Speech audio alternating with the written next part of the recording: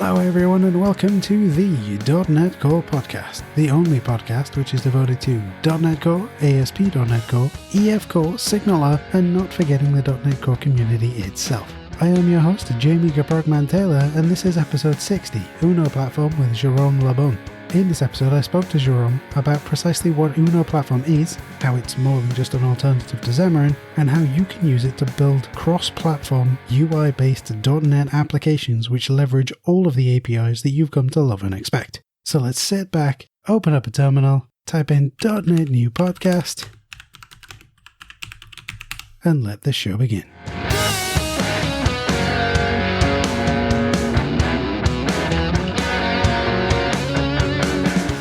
So the first thing I'd like to say, Jérôme, is thank you ever so much for taking some time out of your day. I realize you're a very busy person. We've just had MS Build. You just did loads of demos and stuff, and it's almost middle of the day for you. It's kind of late afternoon for me, so totally appreciate you taking the time. So thank you ever so much. You're welcome. So for the folks who may not know about you and, especially Uno Platform, could you tell us a little bit about yourself and a little bit about Uno Platform as well, please? So my name is Jérôme Laban. I've been a .NET developer for just right before .NET appeared, so probably early 2000 something. So I've done some, lots of .NET, and I've been, doing lots of .NET since then. And quite recently, let's say the past 6-7 years or so, I've been working on the Uno platform. The Uno platform is just about doing XAML and C# everywhere. Basically, pretty much. So almost everywhere, because we're missing one target yet, but it's going to be there soon. So it's all about just doing this, and it's about using the XAML that comes from WinUI, and especially WinUI 3 that Microsoft announced so a new preview at Build. And the idea is that it's all about reusing skills, and you develop using Windows and port that over to iOS, Android, WebAssembly specifically. So that one was a lot of interest for many people. And as of last week, macOS, week before. So macOS. So it's lots of interesting things that are happening in that direction, especially with WebAssembly. And I can probably talk about that one. We're working on some amazing new things that are coming out of the Mono team. And WebAssembly, all the things. It does seem to be the new technology that everyone's really glommed onto. Like 5-10 years ago, it was Bitcoin. 3-4 years ago, it was microservices. And now it's everything has to be WebAssembly. Well, it has to be, but there's a good reason for it. Especially for the fact that previous technologies that were in that direction were not that great. If you're talking about not that technologies themselves was not great, but that the integration with the rest of the ecosystem were problematic. Silverlight, Flash, Java applets, XBAPs, if you remember those. So all those technologies, they were single vendor for most of the time. They were security holes because of the way they were interacting with the rest of the ecosystem. They were blocked by Apple by running on iOS and now iPadOS. And the big difference is that because it's running in its own security sandbox, everyone's going in that direction. And for those who don't know about WebAssembly is about high level getting all languages and runtimes to run inside of a browser or inside of a security sandbox that's outside of the browser as well. So we're getting, I think it was DigitalOcean and other big companies that are using that to allow for their customers to run code on the edge of the networks or in specific nodes of that network without having to, let's say, have any concern about what the program that's running that's not theirs might do, outside of that sandbox. So that's the kind of thing that makes it very interesting. And for the browser, it's all about just I can deploy whatever I want. And if I want to use COBOL or any kind of language that may be able to target WebAssembly, then it can deploy literally anywhere because most major browsers, mobile or desktop or IoT, they just do TVs for that matter. Even TVs do run WebAssembly now. So that's where it gets interesting. Yeah, it's really interesting to think that how do I put this? Not that there's anything inherently wrong with JavaScript. It's just I no longer have to use that, right? I can do C#, I can do, like you said, COBOL, I can do Python, I can do Go, whatever I want. So many languages. There's not a day without any a new language that targets the language or runtime that targets the WebAssembly. And it's still in its infancy. There's many things that are not there or that need to be improved for many kind of reasons. But yes, the fact that you can reuse any kind of language or you can reuse any kind of library that was developed and is not essentially bug-proof, but or let's say bug-free in some sense. But you don't have to redevelop it. And if the idioms of JavaScript don't fit the needs of the things that you're doing, especially one that's big is the threading stuff. Threading is hard, but it has its advantages. So things like compression libraries, video compression libraries that may run in the browsers, or things like deep learning or anything that needs to have lots of CPU power, and we have lots of CPUs. And JavaScript is only one. If you want to do multiprocessing, you have to go web workers, but it's not always the easiest. And if you have code that uses threading properly, WebAssembly is one thing to do. Exactly.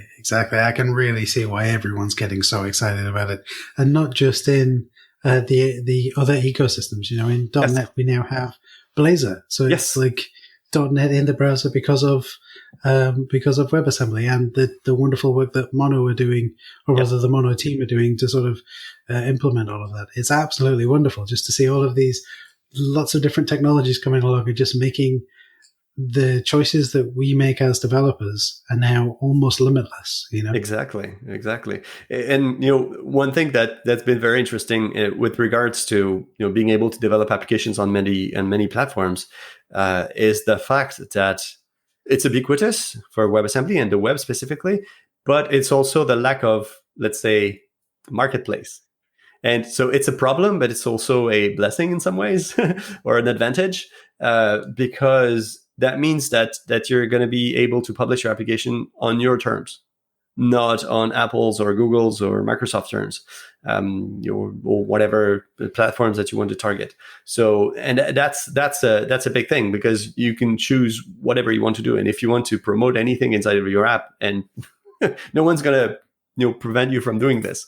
So that has its advantages in terms of deployment, whether it's public in terms of deploy on the web directly, or internally because you have security concerns or any kind of reasons for that kind of thing. So it makes it very interesting. And for the Uno platform, we've been seeing lots of people that were in the in the civilized space, and they were developing their applications out of the browser, and they saw that the deployment model was a fit for them, and they see kind of the light at the end of the tunnel, because Uno is able to do that kind of things, or Blazor for that matter. So it's just about choosing what kind of technology you're going to be aiming at because of the type of developers that you're having, or the affinity you have between different technologies that are available. Absolutely. And it's just, I think I was talking to Chris Sainty not so long ago, just at NDC, and he said, it's great because I no longer have to go, right, I need to find a bunch of people who are experts in, we're saying Blazor, right?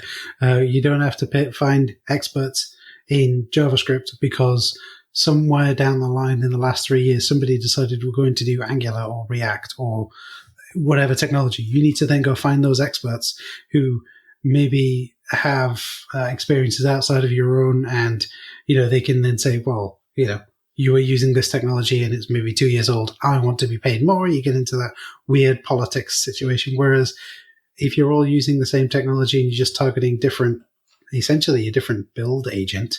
Pretty much. Yeah, you're all doing the same stuff. So anyone can debug anyone's code, right? Exactly. Being able to reuse the same skill sets, even if it's, it has its advantages and disadvantages, but the fact that you can reuse the same programming language and techniques and the same set of people also, it has it's very appealing. Sure. We talked a whole bunch there about sharing the sort of skill set and reusing that sort of skill set, and I feel like that's very much the background towards Uno platform, is that this whole idea of write it once, deploy it everywhere kind of thing. Is that the idea? I mean, yes, it is, and it was actually born out of this. So a few years ago, we were talking, I think it was right after Windows 8 something. I don't remember exactly the date, but the idea is that we were at Inventive, the company that started the Uno platform. We were developing applications for Windows devices, so Windows 8 and Windows phones at the time, and our clients, they said, well, you're able to do some fine applications using your Windows, so why don't you help us do applications on iOS and Android? And we took a look at doing that kind of development, and we took the route of using Xamarin Android and iOS directly. And the biggest problem that we found out at the time was that because it's iOS and Android specifically, you have to have two sets of developers and two very different sets of developers. So sure, you have C#, that's the same, but that's it. And the rest, so you can share or your non-UI code, but UI code, if your application is quite, let's say non-trivial, then it takes you experts to do things specifically for those platforms. And we made a few experiments. It was not, let's say, not enough in terms of velocity. And we said, well, we have lots of developers at Inventive that do know how to do XAML and C#. So let's try to do the same thing for iOS and Android directly using Xamarin. So what we started to do is basically just pile up tech, on top of Xamarin Android and iOS directly. And Xamarin Forms didn't exist at the time. And we started developing that, and one thing led to another. We had something that started to work quite well and enough for the needs that we had for the clients at the time. And we pushed, and then WebAssembly came out, and we said, well, that's very interesting what we can do with all that. So let's see, how can we scale even more? And we can't keep that gem just for us because it was private at the time. And 2 years ago now, we open sourced everything and moved to a Red Hat model for financing ourselves. So basically, our clients are paying us to prioritize the backlog in some ways. That's pretty much what it is, and that's the way we use to continue developing for Uno, and we were taking contributions from people. So it's free to use, and then if people want to have certain bugs fixed or influence the backlog, then they can come to us for professional support. Excellent. Okay.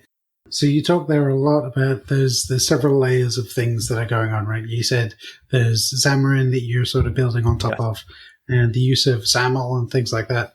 And it's been a while since I touched XAML, so you'll have to forgive my ignorance. Oh, no worries. But I do seem to remember that there was a conversation I had about a year ago where somebody was saying to me, there's no XAML standard. There's no standard for XAML. No, there isn't. So how do you get around that then? If there's no standard for how XAML should work across all of these different environments, how does that work? Well, there's no XAML standard, and XAML standard in some ways is kind of a Microsoft's way to make sure that they try to align the different XAML flavors that they have, and if you count, there's probably at least 4, I think. There was WPF, then there's Xamarin Forms, then there's Silverlight, and then different flavors of Silverlight, different versions, and then there's WinUI or UWP. So it was all about getting an alignment of all this, and for some reason I don't know about, it didn't go forward. And what we chose at the time, because Xamarin Forms wasn't there, was to say, well, the WinUI one, the UWP one, or the one that was used on Windows Phone, was developed properly to be able to target all those devices that were, going from Windows Phone up to the very large screen that are in the Surface. I don't remember their names, but the bigger ones that you can hang on walls. So those devices were, the API set from WinUI was developed with having all those considerations in mind at once. And that's why we took advantage of that. And so we don't have to follow any standard because we follow one API set specifically. And to give an idea of that, we have so inside of Uno itself, there's a process that we have that runs almost all the time now, which takes the API set that comes from UWP and WinUI and generates a set of gigantic amount of C# files that contains all the classes that comes from those two API sets. So that means that in terms of compatibility, we're, let's say almost 100% compatible. There are a few things here and there because of the compatibility with iOS and Android, but that's pretty much what it is. So there's no standard per se. So now in terms of stacking, if you will, on iOS and Android and macOS, we're using what we're calling Xamarin Native, which is the bare API set that allows to access iOS and Android and macOS. And then on top of that, we're putting all the controls that XAML provides, like grid, stack panels, text blocks, list views, and things like that. And we basically re-implemented all of those on top of iOS, Android, and macOS using Xamarin. And so that means that we can basically integrate anything with anything. So if you have a native control, you can put that native control directly inside of a stack panel or a grid, if you will. It's the kind of integration that you can have. And the biggest thing that we chose to do, the biggest reason we chose to do it that way is that the guideline was to avoid to be stuck inside of a sandbox that you can't escape. So there's always an escape hatch. So if you can't do something, well, just use the platform directly. Uno is able to provide some abstractions or common implementation for all platforms if they exist. But if not, just go to the platform and do it by yourself. So you don't get stuck in some weird section where you can't get out of your specific scenario. That's for iOS, Android, macOS. And for WebAssembly, we're using bare mono. So the same mono that Blazor uses, we're doing basically the same thing, but instead of using iOS, we're using WebAssembly to execute most of the code. And then we go to JavaScript, CSS, and HTML to do the rendering. So that's what we're doing for that section. Right, I see. That could be so much stuff, right? Because one of the things I was going to say is, well, building a UI framework for a single platform is really difficult. Oh, yeah. And essentially what you've done is you've created a UI platform for them all. Yeah. Well, actually, not all of them. We're missing just one. We're missing Linux, and but it's coming. It's coming. It is coming. It is coming. We're doing some experiments in there, and we have multiple directions we could take. But basically, it would be something like using Skia for the rendering engine or GTK. So we're going to be making some changes inside of Uno to allow for different backends or rendering strategies to be developed. And we've been doing some things around Linux, and it works. So for the proof of concept that we made, it works. We've been able to reuse some of the controls from the Windows Community Toolkit and make them run on a Raspberry Pi using Uno. So that's the kind of things that we're able to do. Wow, that's amazing. Wow, that's a lot of fun. I can imagine it is taking this Windows only component and going, hey, this really not to. You see, I'm a big fan of the Raspberry Pi. Not to take away anything from the Raspberry Pi, but hey, this is a single board computer with not that much power, although I suppose Raspberry Pi 4 has enough power to be a desktop replacement now. And you're going, hey, I'm just going to take this Windows thing and dump it onto Raspberry Pi, which is running. Oh, it's a Raspbian. It's running Raspbian. So yeah, it's running Linux using .NET Core 5 and all of that. So and the test I made was using I think it was a Raspberry Pi 3. B+. So it was a smaller one because the 4 is quite beefy, and it's running quite well. So considering the type of device it is, and the .NET Core folks have been doing leaps and bounds in terms of improving the performance there, and so expect quite a few things from Uno with regards to what Linux is able to provide. Wow, that really is amazing. Because, like you said, you've practically got all of those platforms. I mean, there's a few things that Xamarin can target now with Tizen devices. Yes. Can you target those as well? Like, can you get... Not yet.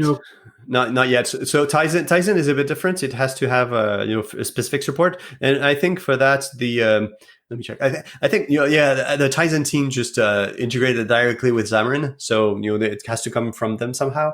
But if there's interest, I mean, it's open source, so there's probably someone that will at some point add support for it somehow. If there's a need there, but it really depends on the type of things. If you want to run on TV or Tizen or WebAssembly is there still, so kind of you can go both ways there. I see. So all we need is someone from Samsung to feed off onto the open source repo how to get it to work, and you'd be good to go, right? So that's where we have to work a little bit. So that's why the Linux proof of concept is still not out yet. We still need to restructure a little bit of the things, and especially with the .NET 5 time frame. They're making lots of changes in .NET 5 that will allow us to make all those integration easier to work with, because at this point it's not, there's a few things that, especially with .NET Standard and all that, makes it a bit more difficult. But with .NET 5, it's going to help significantly. So yeah, it's next few months are going to be interesting. I'd like to take a moment to tell you that this episode is sponsored by Datadog. Also, stick around for the next 30 seconds to find out how you can get a free t-shirt. Datadog are a monitoring and analytics platform which monitor your infrastructure, application performance, and log management. Are you looking to move to the cloud, microservices, or .NET Core? Datadog can help with that. Their distributed tracing and APM provide end-to-end visibility into requests wherever they go, whether it's across hosts, containers, or service boundaries. See for yourself. Start a 14-day trial today, and Datadog will send you a free t-shirt. Find out more at datadoghq.com/DOTNETCORE. That's datadoghq.com/.NET Core. Or check the show notes for a link. Excellent. Okay. So let's imagine I'm starting a greenfield project and maybe I want to build an app for myself. Maybe it's an Android app, iOS app, or maybe a client has come to me and said, hey, you could build Android apps. And I'm looking at the technology stacks that are available. I'm going, well, I could go native, but that requires me to learn Java or any of those things. And then if I want to cross-platform, I've got to then go and learn Swift or Objective-C, which is not a problem. It's just more things to learn, Yep. Barrier to entry. And then I think to myself, well, I'm a .NET dev. I could do Xamarin or I could do Uno. And I'm like, how do you choose? Yeah, how do I make that decision? How do you choose? So, well, it's all about where you're coming from. Let's say lots of people have been doing some Xamarin directly because they didn't know about XAML previously. So it was the flavor that was there publicly, and it makes sense for them to use that and continue to use that. For the other types of developers that are coming from either Silverlight, WPF, or UWP or WinUI for that matter, it makes more sense for them to use Uno because of the familiarity with the API set. Xamarin Forms uses its own object model, and it's not behaving exactly the same way. So you have to learn a different set of APIs. And Uno's targeting WebAssembly, so that's another target that Xamarin doesn't have by default at this point. So that's where there's the choosing can be. So we're providing a set of starter kits, in some ways, providing Visual Studio extensions that you can install, and then find new projects that provides you with the base to get an app running. We also have .NET New templates that you can use on Windows, Linux, and Mac OS. So on macOS and Linux, on Linux, it's going to be WebAssembly only. There's nothing else that's supported yet. I'm assuming with .NET 5, most probably Android is going to come up as well, but that's going to be the only targets. And for iOS and for running on Windows and macOS, it's going to be Visual Studio for Mac and for Windows on both sides. So that's quite a few options to start developing. And we have we're getting started in the documentation on Uno that explains how to do basic things and get you running. Okay, excellent. So if you want that multi-platform support, it's Uno rather than Xamarin, then is that what you're saying? It's basically a question of familiarity. And if you go a bit, if you go a bit up in terms of choosing what types of technologies you're going to go, lots of things with regards to Maui and Blazor and Blazor mobile bindings and all those technologies that are there. It's all about where do you come from and how familiar are you with the tech that you're going to be choosing. So if you're a web dev and you've been doing Razor pages, maybe it would make sense for you to do some Blazor. It could be. But we've been announcing recently at a Windows community stand-up that we're also going to be supporting the Razor syntax as well on top of Uno. So the Blazor model is going to be on top of Uno as well. It's not black and white, definitely. Lots of possibilities and different solutions that exist. We're trying to reach to as many developers as we can. It's not always for everyone, because if you've been able to do if you've been doing some Xamarin Forms for a while, then it may be more interesting for you to go there. But if you're doing Silverlight, WPF, Uno is an interesting route. So it all depends on where you've come from and where you want to go, I guess. Pretty much, yes. You brought something up there, and I'm going to drop this on you because a little bit of insider baseball. Usually when I do these interviews, I send over a few topics and questions in advance, but you mentioned Maui. Yes. And I want to sort of see what your thoughts are of Maui, because obviously that was announced kind of to the public last week at Build. And for the folks who don't know what that is, Maui is MAUI, Multiple Application User Interface, I think. Oh, I miss it every time. I think multi-platform UI, multi-platform UI. Yes, sorry, yeah. So what are your thoughts as someone who's essentially created a multi-platform UI? So Maui is all about being able to use the same thing across platform. It's basically Xamarin Forms with more features. That's pretty much what it is. It's the baseline. It's they're taking the time to do some changes and try to do some changes, but it's still far down the line. I mean, we're talking .NET 6, so it's at least a year away. So it's going to be Xamarin Forms for a while, and Xamarin Forms is going to be continuing to evolve, and then Maui is going to be available at that time. What interests us in terms of open source project is that because Maui is all open source, and it's also using .NET Core, and .NET Core is also open source. That means that everything that they're going to be using to develop that framework from the base is going to be open source as well. So it's going to allow us to reuse the techniques that they use to integrate properly in Visual Studio Code, and on all those environments. So expect something that may come from the Uno platform using .NET 5 quite soon, let's say. Okay, that's cool. I do want to point out there that obviously, you'd said a few things about it's Xamarin Forms, and then eventually things may change names and namespaces may change. That's obviously based on what Microsoft announced last week. That's not you saying, hey, I know what Microsoft are doing. And that's not me agreeing, saying, yeah, I know what Microsoft are doing. These things, what I'm saying is these things can potentially change in the future. No, they're going to change in the future, of course. It's all based on what they announced, during build, and we don't know exactly where they're going to go. What we do know is that it's open source, and they said that it's going to be during the .NET 6 target. So that's what we know. Sure, yeah. I just didn't want people to be listening in and say, hey, Jérôme said this thing, and clearly that's what it is, and then blame you if something changes in the future. No. It's definitely going to change. That I can tell you, because of the time it takes, to a year away. So many things can change. That's that's a given. Exactly, right. I know that giving estimates to some of my clients, things can change on a weekly basis, right? I can't even planning a whole year in advance. Absolutely. And you never know. Some desktop environment may just appear on Linux, and everything changes. Or Apple may decide, hey, we're moving from whatever user interface technology we're using now to some new one, and then everyone's kind of broken, right? that could happen. So we've touched a little on the platforms that Uno platform can support. We've said like Windows and Mac OS and Android, iOS, and I think because we've said Windows, it kind of UWP and WinUI and stuff like that, and Blazor, or rather WebAssembly with Blazor included, and soon hopefully Linux. I don't want to reduce it to is that all, but is that all? I mean, it's so. Most people are going to be seeing Uno as a UI framework, but that's not all of it.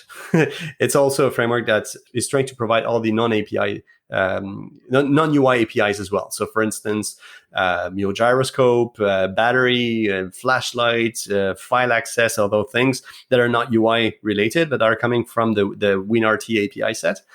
We're trying to provide a cross-platform as much as we can to ease up the development, so you don't have to guess how the geolocation API works, because the one that comes from Windows, and then it works. It works the way you want it to work, because it's good enough for all the other platforms. When we're talking about 4 or 5 platforms, learning let's say the inner workings of all those APIs every time, it can be daunting. So that's the point of doing that kind of let's say non-UI work. Yeah. So that's another thing that comes from Uno. Right, I see. Because you see, my experience of sort of playing around with Uno is essentially the UI stuff, but obviously you're saying there's access to all of the APIs regardless of the platform underneath, right? So Yes, it's we're almost like trying to provide all that. Yes. almost like a compatibility layer. Yeah, pretty much. Yes, yes. We're shimming, and so it's not shimming or just implementing. So it's abstracting away the platform differences using the WinRT API set. Yes. Sure, sure. So I can poke at Uno and say, get me this thing. Uno will figure out where it's running and Yes. what's available and how to do it. It will then go do whatever wizardry magic it needs to do and return. Yes. So the thing is that WinRT is huge. We're talking, I think it's 20,000 APIs. It's just huge. So we obviously haven't implemented everything, and it's going to take a while for us to do the rest. But that being said, that's the kind of thing that we're able to use. So the community is able to provide us some very interesting implementations, and we're progressing slowly with adding new APIs. And we're using Roslyn to Roslyn analyzers. So if you're writing some code that uses an API that's not implemented yet, you're going to be notified of that in the code with red or green squigglies telling you that may not work if you want to use them. Right, I see. So lots of different things for us to do with Uno platform. We can do all sorts of things. But we've talked primarily about, we've mentioned explicitly .NET and Blazor and Mono and Xamarin. Is it .NET specific? Can I only do .NET things with Uno? Or if it is .NET specific, is it just C#? Is it F#? Is it that weird one that's sort of been deprecated but not been deprecated, Visual Basic? Like what's the... So Visual Basic, I do not know. I think it depends on the Mono support. I think they do have some parts of the Mono support, but it's not something that they're targeting explicitly. F# for sure. It's something that's been there for a while, and the Mono team has been pushing in that direction as well. So it's quite well supported. C# is our language of choice because we've been developing with that for a while, and all the new things that are coming up for C# 9 and the immutability and stuff is going to be very interesting. What else? Interoperating with the rest is pretty much what Xamarin provides already. So let's say if you want to use a native component, you can use a native component by using bindings, whether creating your own or using existing ones. That does work. For the rest, I mean, it's .NET. So if you want to do pinvoke, you can do pinvoke to some code if you're using .NET 5. So .NET 5 is going to be the target for the next ones when we do provide Linux support. But for now, it's mostly Mono support. But pinvoke does work, and interestingly, pinvoke also works in the web.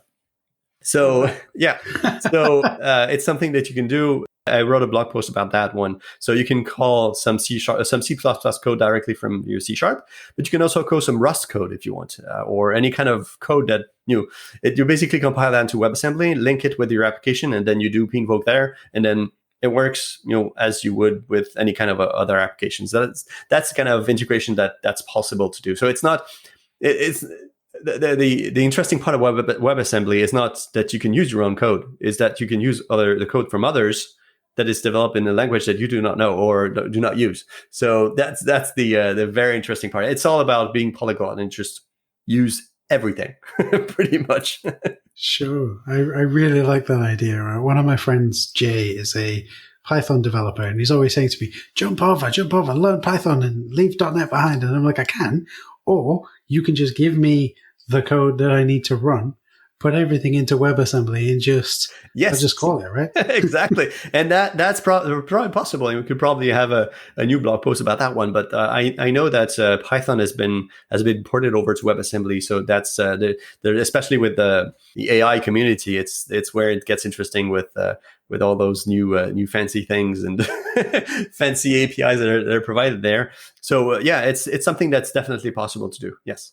Excellent. So you could potentially do, we're just speculating here, we're just talking as one engineer to another, but it would not be outside of the realms of possibility to do your machine learning things inside of the browser. Oh, it's actually, it's actually done already. Oh wow! It's done already. So people have ported over. So there's two sides of that one. The first one is the people from TensorFlow have been porting in their own code running inside of the browser. So using two features from Threadings and Cindy, so the vectorized code. So that's where they get some interesting performance there, and running I don't think they're training the models there, but they're at least using the models there. Probably training as well is probably also possible, because you have interesting things that you can do with WebAssembly in terms of performance with Threadings and Cindy.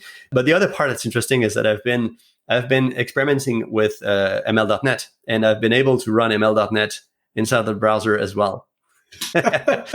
So yeah, it's not out of the realms of the possibilities there. You can actually do that kind of things. Wow, brave new worlds. It is. Wow, amazing. Okay, I'm going to shift gears ever so slightly here and just ask you, as a personal thing, about MS Build. What were some of the most exciting things for you that have come out over the past few weeks? Is there anything that Uno have announced, or is there anything specifically that Microsoft have announced that you're really excited about? Well, all the .NET stuff and C# 9, it's very interesting that they've been doing it, especially with regards to source generation. They've been doing. We've been having our own framework for source generation for quite a while, since the C# 6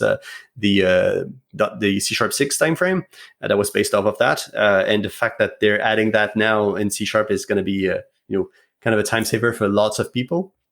.NET 5, because of the performance stuff that they're doing, the fact that Xamarin is targeting that as well, all the code spaces stuff that they've been adding. We're supporting Gitpod. I don't know if you know about Gitpod. So Gitpod is all about having an environment that runs in the browser, and code spaces from GitHub is pretty much the same thing. And we've been supporting that to do development for Uno, for WebAssembly inside of the browser using Gitpod, and we're probably going to be adding support once we get access to it to code spaces. So that's going to be a fun one. And we even do support XAML hot reload there, inside of the browser. So that's the kind of thing that we can do with that. I mean, it was like a candy store, MS Build. So many things that were happening. So, but yeah, that's probably the highlights for me. It's all those things, and the fact that WebAssembly, mono WebAssembly was pushed by Blazor. That's going to be another great one, and to kind of democratize the use of WebAssembly in the browser. So, and .NET in WebAssembly in the browser. So that's what I see. And on the Uno side, it was for us the announcement of the macOS support, and the fact that we ported over the Windows calculator over to macOS. So the Windows calculator is now available on macOS.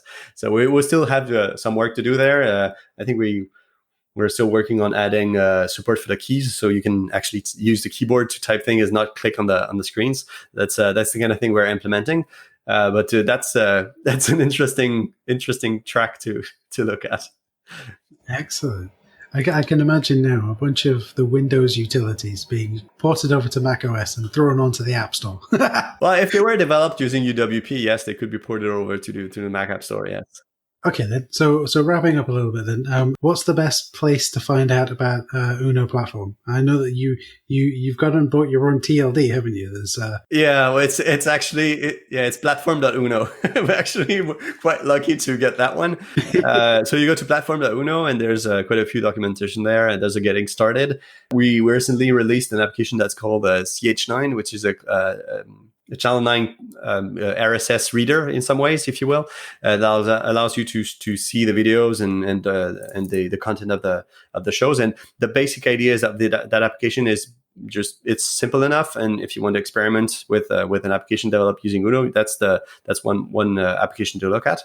And the GitHub as well. GitHub is all where it's happening. So if you want to see what it's all about, and you'll see some of the demos as well, it's also available there. So that's how to start up. Excellent. So then, do you hear about community demos, people who've built stuff with Uno, and if so, are there any that you kind of sat and went, wow, that's really impressive? Well, we have quite a few people. We have Martin Zickman that's developing he's actually developing his own application for a MIDI player. So he's actually developing the integration for that. So he made his own application that runs on iOS, Android, and web and macOS. So we can use the MIDI playback for all those platforms. We have Igor that's been developing an application that's called Pixel 2D that uses Kia and is able to port his application to Uno using this and using all the platforms. So he was developing that application on Windows previously, and many other applications that we've published on the platform, the Uno site for the showcases. So you're going to see quite a few of those that are running there. And there's also Inventive that's been developing all those applications of all those years. So we have a few other showcases there for applications developed using Uno. Excellent. Okay, so how about keeping up with yourself then? I saw that you're on Twitter.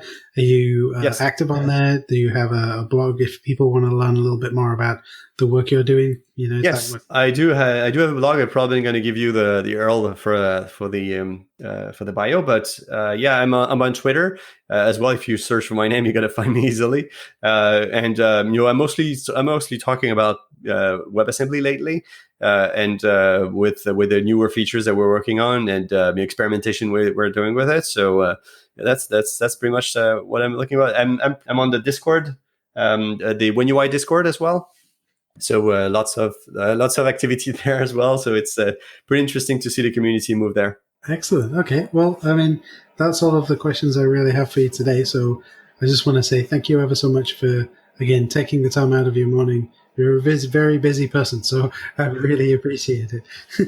It's always fun to talk about all those things and new techs. Thank you ever so much. That was my interview with Jérôme Laban about Uno platform. Be sure to check out the show notes for a bunch of links to some of the stuff that we covered and a full transcription of the interview. The show notes, as always, can be found at .netcore.show, and there will be a link directly to them in your podcatcher right now. And don't forget to spread the word. Leave me a rating or review on your podcatcher of choice. Head over to .netcore.show/subscribe for ways to do that, and to come back next time for some more .NET Core goodness. See you again real soon. See you later, folks.